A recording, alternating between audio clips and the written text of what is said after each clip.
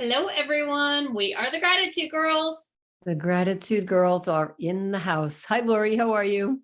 Catherine. I love your love letters.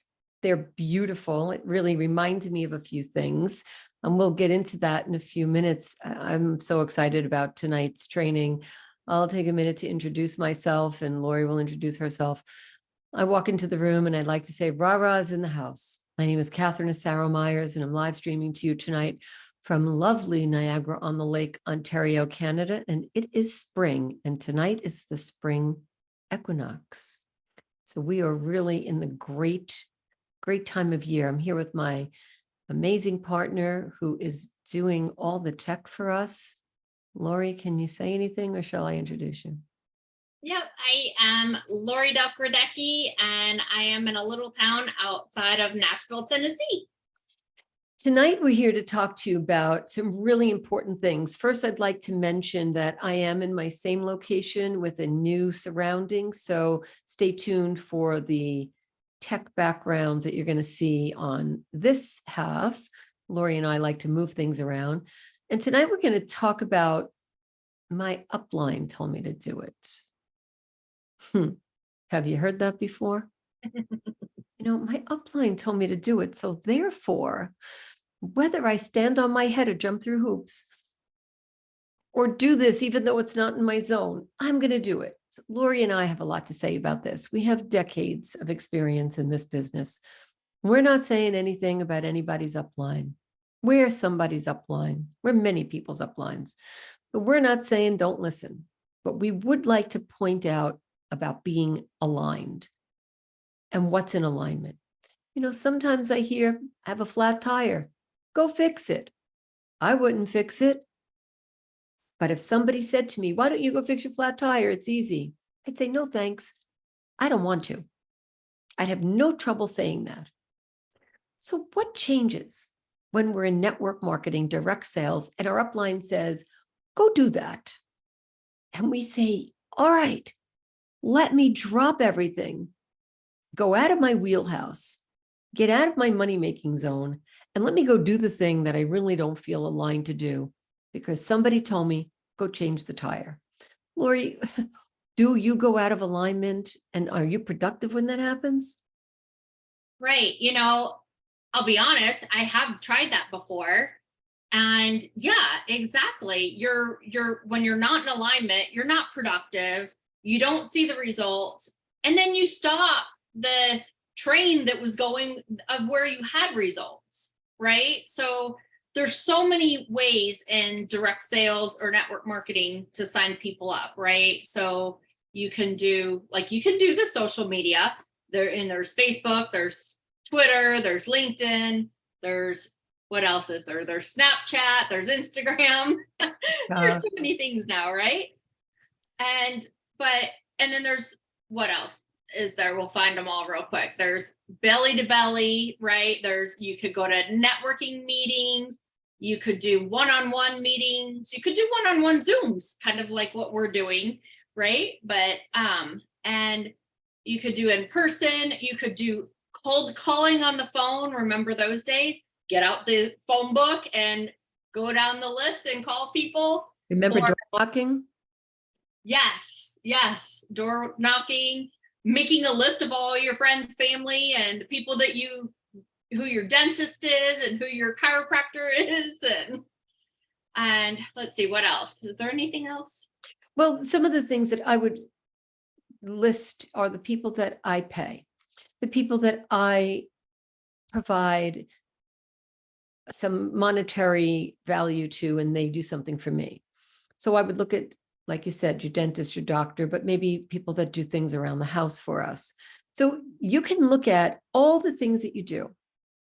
But if your sponsor, your upline tells you, go out and do this, door knock, cold call, go on social media, create a reel, get in front of the video, do a live, whatever it is. And if it's not in your wheelhouse, it doesn't mean you can't learn it. But don't take yourself out of that money-making zone. If you're really good when you're in front of people, stay in front of them. If you're really good on the tech, stay there. Wherever your superpower lives, stay there. Of course, grow and stretch and reach, all of that's important, but you can hire people to do the things that you're not good at. There's no reason to sit there and try to build a house. If you're a finisher, you don't have to do the foundation. If you're a painter, you don't have to look to put the windows in. It makes sense when you're building things. And when you're building a network marketing business, direct sales, it makes as much sense, if not more, because it's our time. So if you want to learn something, great. If it doesn't feel right, like Lori said, she's tried it. If it doesn't feel like it's something you can do, if it's not happening, probably not in alignment. Right. Yeah, exactly. And it doesn't, like Catherine said too, it doesn't mean that you don't try something. It doesn't mean that you don't learn and grow and,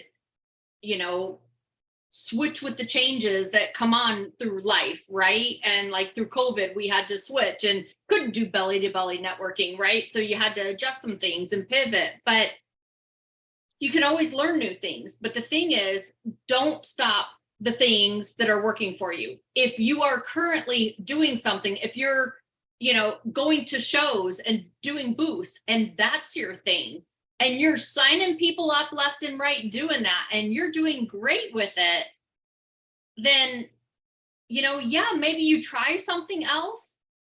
But if you don't feel right, if you don't feel, like Catherine said, in alignment with that, then don't stop this thing that's already obviously working for you. Right? So if something is working for you, then don't do something else. The same thing. You could try it, but if you don't feel like it's right for you, then stick with what you're already doing. Now, if nothing is working, then yes, you obviously need to try those different things and see what will work for you, or figure out, do some more personal development. And that's a whole nother podcast, right? But figure out what it is that will work for you and then excel in that area.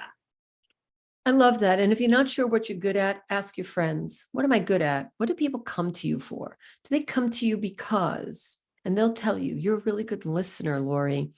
Lori, you're really good at putting things together. Lori, you make things look beautiful whenever you touch them. Whatever people tell you you're good at, believe them. You're good at it. Because if you're not, they're not going to come to you for it.